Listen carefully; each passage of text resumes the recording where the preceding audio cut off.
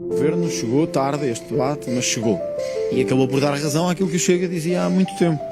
Eu recordo, nos primeiros debates com o PSD sobre esta matéria, com a deputada Mónica Quintela no Parlamento, com o deputado Rui Rio, recordo-me de mim sozinho no Parlamento, depois recordo de mim com 12 deputados, depois recordo de mim com 50 deputados e depois com 60 deputados, sempre a dizer ao PSD, que esta imigração tinha que parar, que a atribuição de nacionalidade, e ao PS, mas também ao PSD, que esta mercantilização da nacionalidade tinha que acabar e que era preciso, repare-se, que em caso de cometimento de crimes graves por parte de pessoas que tinham adquirido a nacionalidade portuguesa, que a perdessem. O PS disse escândalo, o PSD disse escândalo. Hoje o Primeiro-Ministro e o PSD reconhecem que o Chega tinha razão. Portugal está mesmo com esta bola toda para ignorar seus próprios problemas internos e tratar o imigrante como ameaça, no momento em que o país enfrenta uma crise demográfica grave, com envelhecimento acelerado, baixa natalidade e necessidade urgente de mão de obra jovem para sustentar sua economia. O governo decide apertar o cerco justamente contra quem mais contribui com o suor, os impostos, o consumo e até o crescimento das famílias em território nacional. As novas medidas afetam diretamente a comunidade dos países de língua portuguesa, especialmente os brasileiros e timorenses, impondo barreiras mais duras para a regularização, acesso à nacionalidade e reagrupamento familiar. Há claramente um reforço da exigência e, por isso, também de algumas limitações para a obtenção de permissões para residir em Portugal. Mas também aí, numas e noutras mudanças na nacionalidade e na imigração, sim, há um reforço da exigência, sempre pautado pelo respeito constitucional, sempre atento à transformação que ocorreu depois de 7 anos de imigração descontrolada e de políticas e leis que foram sucessivamente facilitadas e flexibilizadas, mas sim, para além da exigência, há também uma preocupação de respeito da Constituição, de respeito dos valores humanistas que guiam este governo. São 4 atos legislativos que hoje aprovamos, que introduzem alterações no seguinte domínio. Primeiro, proposta de lei de criação da Unidade Nacional de Estrangeiros e Fronteiras na PSP. Portugal tem de voltar a ter uma polícia de fronteiras. O Governo propôs isso ao Parlamento o ano passado. Não vale a pena, não é preciso olharmos para o passado, sabem que os partidos então na oposição chumbaram essa opção, mas Portugal tem que ter uma polícia de fronteiras. Uma polícia de fronteiras que controle as fronteiras à entrada, uma polícia de estrangeiros e fronteiras que faça a fiscalização em todo o território nacional e uma polícia de estrangeiros e fronteiras que execute o afastamento e o retorno daqueles que não cumprem as regras. A solução não é criar o CEF de novo e de raiz, seria uma tarefa que demoraria anos até ter resultados e com incerteza de que eles pudessem vir. A solução não é transformar a AIMA numa polícia. Não tem aptidão, não tem características, a sua composição de estrutura de recursos humanos também não o permitia. A solução é, na PSP, na Polícia de Segurança Pública, sim, com certeza acompanhado do reforço dos seus meios, criar uma unidade nacional de estrangeiros e fronteiras. E, portanto, primeira proposta legislativa hoje aprovada. Recriar em Portugal uma Polícia de Estrangeiros e Fronteiras que funciona no âmbito da Polícia de Segurança Pública. Segundo, outra proposta de lei a apresentar à Assembleia da República. Alterações à Lei da Nacionalidade. O racional aqui, o princípio aqui é sempre o mesmo e a linha condutora comum. Mais exigência de ligação efetiva, de pertença à comunidade nacional. Uma genuína, robusta, duradoura ligação a Portugal. A nacionalidade é aquilo que define o nosso povo enquanto comunidade política, o grupo de seres humanos que têm direitos políticos, têm os direitos de definir as nossas leis, quem nos governa, que rumo é que tomamos enquanto comunidade. E então, que alterações são essas na Lei da Nacionalidade que hoje aprovamos? Que vale a pena dizer, tal como a proposta de lei que cria a Unidade de Estrangeiros e Fronteiras na PSP e aquelas que seguirão as outras medidas, tudo isto são medidas e orientações que este governo e o governo anterior ao qual pertencemos já vinha defendendo. Todas estas medidas foram medidas que eu próprio, daqui a 8 de Abril, disse que o país deveria aprovar, logo que tivesse condições políticas para o fazer. Alterações então à Lei da Nacionalidade. É importante lembrar que há uma distinção da atribuição da cidadania originária da cidadania derivada, a chamada naturalização. Começando pela cidadania originária. A alteração é feita ao nível da atribuição aos descendentes de estrangeiros que residam em território nacional. Em primeiro lugar, exigir que os pais os estrangeiros tenham residência legal. E esse prazo de residência legal mínimo aumenta para 3 anos. E a nacionalidade é atribuída não por defeito, não por silêncio, mas apenas se a pessoa, através dos pais naturalmente, manifestar uma vontade positiva para esse efeito.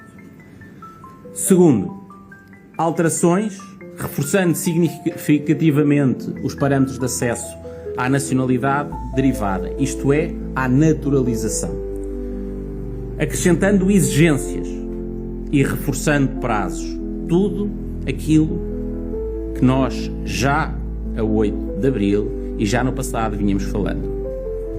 Aumento do prazo mínimo de residência legal para habilitar a obtenção da nacionalidade, fazendo, como já aconteceu em Portugal, uma diferenciação com um prazo de 7 anos para os cidadãos nacionais de países de língua oficial portuguesa e de 10 anos para os cidadãos de outros países.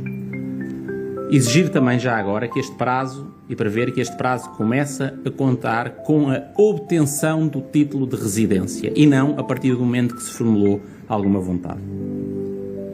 Segundo, exigência de conhecimento suficiente de língua, mas também de cultura portuguesa. Terceiro, exigência de conhecimento suficiente dos deveres e direitos fundamentais inerentes à nacionalidade portuguesa e à organização política da República Portuguesa. Portanto, em ambos os casos, exigências e testes, avaliação do conhecimento de língua, da cultura e dos direitos e deveres fundamentais inerentes à nossa nacionalidade. Também a exigência de que no pedido de naturalização seja feita uma declaração pessoal e solene de adesão aos princípios fundamentais do Estado de Direito Democrático. Naturalmente que devem e poderão ser parte integrante da comunidade política nacional quem aceitar essas regras e princípios fundamentais. Não são, obviamente, as escolhas de governação do momento. São os deveres e direitos fundamentais, os essenciais da organização política e os princípios fundamentais do Estado de Direito Democrático.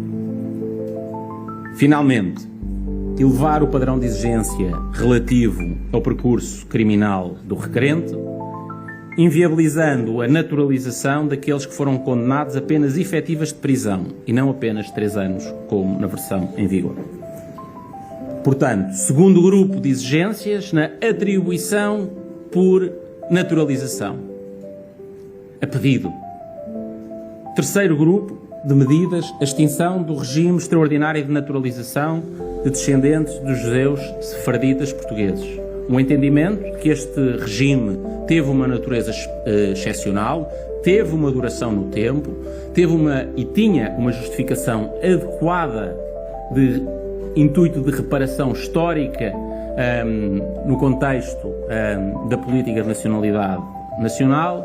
Como é avaliação, eu diria, muito generalizada, este regime teve o seu tempo e com a mudança desta lei, este regime excepcional deixa de existir. Quarto, alterar, também criando restrições ao caminho de naturalização por ascendência portuguesa. Um regime conhecido por muitos pelos havidos. Era um regime com pouca restrição, seguramente os ascendentes, mas também relações com comunidade, num conceito bastante difuso. Aqui, para reforçar a segurança jurídica, mas também para manter a ligação e assegurar a ligação à diáspora portuguesa, que esta naturalização ocorra até aos bisnetos. Quinto e última grande alteração proposta na Lei da Nacionalidade, a introdução de um mecanismo de perda de nacionalidade apenas a cidadãos naturalizados, não a portugueses de cidadania originária, e que sejam naturalizados há menos tempo, se quiserem, onde a ligação de nacionalidade e a existência da nacionalidade existe há menos tempo. Sempre como sanção acessória, sempre decretada por um juiz na sequência de um processo, sempre com juízo casuístico da gravidade e das circunstâncias e para crimes de elevada gravidade, não apenas em abstrato, mas também no caso concreto, ou seja, em que o juiz penal tenha decretado prisão efetiva igual ou superior a 5 anos. Num leque de crimes, que tem também os crimes contra o Estado, como a espionagem, o terrorismo, a traição, mas também crimes graves contra as pessoas. Dar exemplos: homicídio, violação, ofensas muito graves à integridade física, situações de extrema violência, agressividade contra pessoas e a sua liberdade em território nacional. Portanto, esta alteração, este mecanismo, tal como as outras alterações que introduzimos nesta lei, na Lei dos Estrangeiros, são sempre desenhadas e foram sempre desenhadas com uma preocupação: simultaneamente introduzir mais exigência, mas cuidar do respeito pela dignidade da pessoa humana e o respeito pelas nossas obrigações constitucionais e de direito internacional. Terceira lei alterada, a Lei de Estrangeiros. Com que objetivo? Como já previamente declarado, como constante do programa eleitoral, como constante do programa de governo, regular 3 canais: CPLP, reagrupamento familiar e vistos de procura de trabalho. Começando com este último. O visto para vir para Portugal, ainda sem contrato ou promessa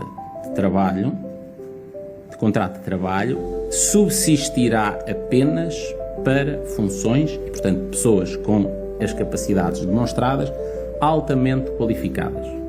Há, por isso, um sinal também de redirecionamento dos fluxos para fluxos que nos permitam atrair mais talento e trabalhadores e profissionais mais qualificados. Em linha com este objetivo de redirecionamento dos fluxos migratórios também para talento mais qualificado, encetaremos rapidamente com as instituições de ensino superior e as suas organizações representativas a proposta de negociação de um regime parecido com aquele inspirado naquele que adotámos com as confederações empresariais, em que seja possível garantir previsibilidade e agilidade quando são cumpridas condições de atração de talento. Nestes casos, investigadores, docentes, estudantes estrangeiros que venham estudar, investigar, ensinar nas instituições de ensino superior e centros de investigação científica portugueses. Precisamos de continuar a transformar a economia nacional numa economia mais assente em conhecimento, mais assente em valor acrescentado. Também na AIMA serão realizadas reorganizações internas para existir um departamento de talento que cuide especificamente deste tipo de canal. Quanto ao reagrupamento familiar, a mais difícil de todas estas regulações, na medida em que temos uma diretiva europeia de 2003 que prevê obrigações, que introduz limites e, como sempre dissemos, entre os vários canais em abstrato possíveis para a imigração, além do trabalho, além do estudo, o reagrupamento familiar desempenha um papel que é não apenas importante para os seres humanos, para as pessoas, para os imigrantes que dele beneficiam, mas também acelera a integração dos próprios na comunidade nacional. Nessa medida, o desenho tem que ser um desenho que segue, e a regulação que segue, a mesma lógica de moderação firme, de uma regulação firme, em que as regras são apertadas, mas em que mantemos os compromissos de humanismo e de respeito da dignidade pela pessoa humana. Que alterações são essas introduzidas no reagrupamento familiar?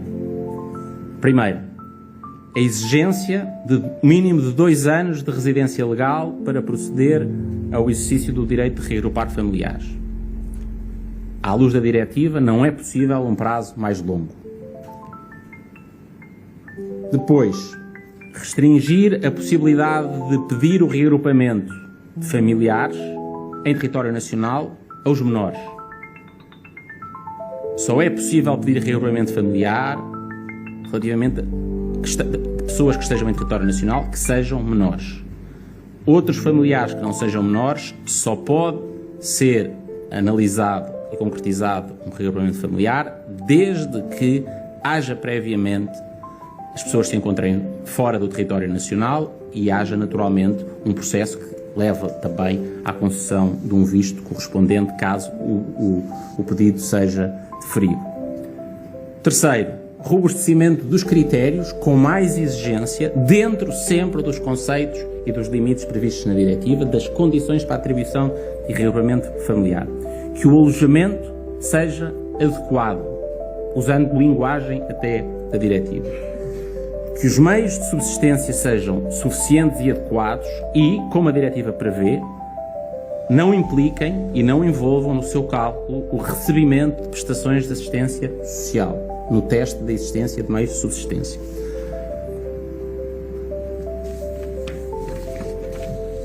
Ainda, no caso do reagrupamento, a obrigação de serem previstas medidas de integração para o requerente e para os seus familiares, designada também prevista como possibilidade na diretiva. O que é que isto significa? É possível e deve acontecer que a avaliação de um processo de reagrupamento implica a exigência para quem está e para quem vem que frequente e siga e execute medidas de reintegração, como sejam a aprendizagem da língua portuguesa e também, no caso dos menores, a frequência do ensino obrigatório. Clarificar ainda outra alteração, as possibilidades de indeferimento dos pedidos por razões de ordem pública, segurança e saúde pública. Ainda, regular a possibilidade da AIMA fazer com antecedência e com clareza e publicidade uma organização do calendário de atendimento dentro da sua capacidade administrativa de processamento e, por isso, organizar a resposta a esses pedidos. Alterar também o regime atual de deferimento tácito, que não é exigido na diretiva e, por isso, deixará de existir. Finalmente, relativamente ao regime CPLP, continua a existir e continuam a existir e Portugal continua vinculado ao acordo CPLP, quer no plano da atribuição de vistos, quer na existência de autorização de residência, mas, ponderada a evolução da situação e de modo a não gerar efeitos inversos aos pretendidos, de forma a garantir aquilo que sempre disse, não podemos ter uma manifestação de interesse 2.0 ou em versão light, Mantemos a dispensa para os títulos CPLP e os vistos CPLP do parecer da AIMA, mas passa a ser exigido um parecer da UCFE, isto é, da Unidade de Coordenação de Fronteiras do Sistema de Segurança Interno, isto é, a verificação dos sistemas de segurança na atribuição do visto CPLP. Relativamente à autorização de residência CPLP, fica limitada a possibilidade do pedido a quem disponha de vistos de residência. Isto significa que com esta decisão deixa de ser possível pedir em território nacional autorizações de residência CPLP apenas com vistos de turismo ou com isenção de visto. E, portanto, chegando a Portugal, para pedir uma autorização de residência CPLP, é preciso ter um visto consular prévio para residência. E com isto, creio, concluo as alterações principais à Lei de Estrangeiros. O último ato legislativo hoje aprovado em Conselho de Ministros é relativo às autorizações que têm vindo a ser prorrogadas automaticamente, autorizações de residência de vários títulos que têm vindo a ser prorrogadas automaticamente, algumas desde o período da pandemia, e que terminam a sua validade alterada por lei até no dia 30 de junho. A nossa decisão é de que, como aliás já constava da resolução do Conselho de Ministros que estendeu a estrutura de admissão da AIMA, é que o segundo semestre deste ano é o tempo de resolver este último grupo de pendências. Como sabem, do cerca de 1 milhão total de pendências, tratámos dos 440 mil da AIMA, não quer dizer que todos os cartões sejam emitidos, mas toda a gente já foi atendida e todas as decisões estão tomadas ou em fase final de decisão. Estamos já perto do final do tratamento dos 220 mil autorizações CPLP que era necessário substituir, dando mais dignidade a estes cidadãos com cartões de residência de modelo europeu e com uma duração equivalente aos restantes. Falta este grupo que vai ser tratado no segundo semestre e por isso a decisão foi fazer uma prorrogação de 30 de junho até 15 de outubro, período dentro do qual a AIMA abrirá um canal de comunicação com as pessoas para que as pessoas que são titulares destas autorizações e pretendendo a sua renovação o solicitem, paguem as respectivas taxas e se inicie com a emissão de guia um processo de renovação que aí, naturalmente, a atribuição da guia concederá um período adicional para que seja feito o atendimento, no caso dele ser necessário, ou pelo menos a submissão de documentos. E, portanto, com este conjunto de alterações, Lei da Nacionalidade, criação da UNEF, da Unidade de Estrangeiros e Fronteiras, na PSP, já temos uma Polícia de Fronteiras em Portugal, alteração da Lei de Estrangeiros para regular, em alguns casos, limitar os fluxos via canais CPLP, canal de visto para a procura de trabalho e canal de reagrupamento familiar, dentro sempre dos nossos compromissos internacionais europeus e acordados com os países CPLP, e com este regime de prorrogação dos títulos que terminam a 30 de junho, nós teremos dado mais um passo num conjunto de medidas que, como sabem, são conhecidas a sua orientação antes das eleições, que fizeram parte do programa eleitoral que foi a eleições e que foi escolhido pelos portugueses, que constam do programa de governo e que são indispensáveis para, por um lado, termos uma imigração e um conjunto de fluxos mais regulados, com uma regulação efetiva e firme, mas, por outro lado, sempre respeitando as exigências de humanismo, de dignidade no tratamento das pessoas. Isto implica, naturalmente, alterações em muitas perspectivas, Esta é uma decisão que nós entendemos ser indispensável dentro daquele equilíbrio, daquela moderação firme, respeitadora dos princípios do Estado de Direito e da dignidade da pessoa humana e que expressam a vontade transmitida pelos portugueses ao terem escolhido dar essa maioria maior ao projeto que apresentámos, do qual estas alterações constavam. Finalmente, muito rapidamente para terminar, outras deliberações em Conselho de Ministros. Aprovámos o regimento do Conselho de Ministros, um ato normalmente sem grande interesse mediático, diria eu. Destacaria apenas aqui duas alterações. Consagrar uma reunião de assuntos de investimento é uma formação que já existiu no passado, que é basicamente uma reunião presidida pelo Ministro da Economia e da Coesão Territorial, com um conjunto de secretários de Estado que procuram focar o país e a administração pública na aceleração de todas as decisões públicas relativas a processos de investimento. Por outro lado, reforçar o acompanhamento do Governo, o acompanhamento político nos processos de decisão europeia, nas instituições europeias, no Conselho Europeu, sempre que o Governo português e os seus representantes votam em processos de aprovação de diretivas e de regulamentos, essa decisão ser pré-discutida em Portugal, ao nível de reunião de secretários de Estado, e depois o acompanhamento da sua transposição. Segundo, aprovámos o Código de Conduta do Governo, em linha com o anterior, com uma assunção explícita de que o Plano de Prevenção de Riscos de Corrupção aprovado pelo Governo anterior continuará em aplicação. Um decreto-lei que fixa métodos de incorporação de hidrogênio entre as fontes de energia, é uma exigência PRR no quadro e que antecipa a revisão da Diretiva Europeia sobre renováveis. Um decreto-lei que regula aspectos de transição de trabalhadores da carreira de oficiais de justiça, a substituição uma resolução do Conselho de Ministros que aprova a substituição do presidente da AICEP, sendo a nova presidente uma administradora que já se encontrava em funções, e a nomeação Madalena Oliveira e Silva, e a nomeação do vice-almirante Luís Pedro Pinto Proença Mendes para chefe da missão militar de Portugal na NATO. E pronto, e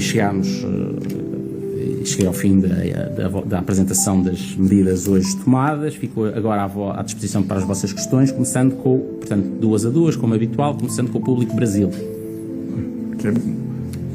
Boa tarde, Ministro.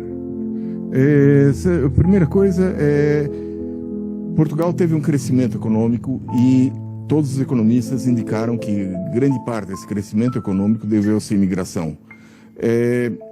O fim, ou as maiores restrições, não vão comprometer o crescimento econômico do próximo período. Depois, segunda questão diz respeito ao Brasil. Atualmente, um português que chegue no Brasil, tenha 1 ano de residência, consegue a nacionalidade. Isso não pode prejudicar a situação dos portugueses que forem ao Brasil, dos emigrantes portugueses que estão lá e que vão...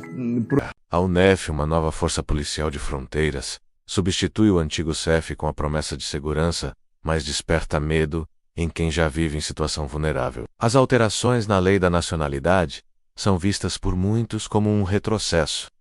Filhos de imigrantes nascidos em Portugal só terão direito à nacionalidade se os pais tiverem pelo menos 3 anos de residência legal, naturalização, 7 anos para a CPLP e 10 anos para o resto do mundo, contados a partir do título de residência, não da entrada no país. Isso sem falar na exigência de conhecimento da língua, cultura e um histórico criminal impecável. Um pequeno erro do passado, mesmo já cumprido, pode anular completamente o sonho de pertencer. E mais, o fim do regime dos judeus sefarditas e a limitação da cidadania por ascendência, até bisnetos, deixa evidente a intenção de fechar ainda mais o cerco a quem quer chamar Portugal de lá. As novas regras para o reagrupamento familiar também assustam.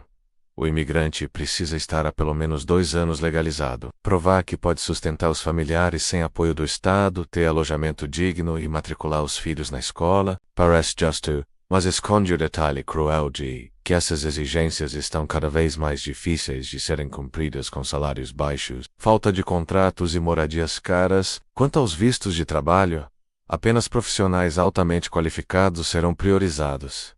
E o regime da CPLP? Agora é preciso entrar já com visto emitido no país, de origem menos nada, de tentar se regularizar, depois de chegar. Tudo isso levanta a pergunta que ecoa entre milhares de famílias. Estamos diante de uma regulação necessária ou de uma exclusão mascarada?